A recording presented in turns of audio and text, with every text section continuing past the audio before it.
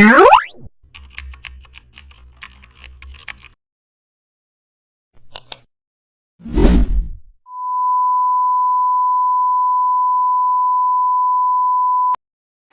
back to the channel, and don't forget to like, share and subscribe for more updates.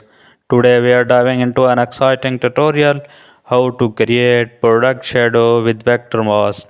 Import your product photo into Photoshop, then duplicate the product layer for backup.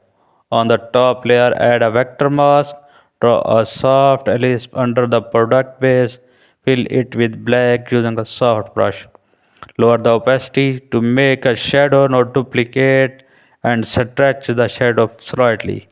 Use transform tool to align perspective. The vector mask keeps the edges clean. Add blur for realistic blending. This gives perfect soft floor reflections. Combine this with gradient background. Use highlights to enhance the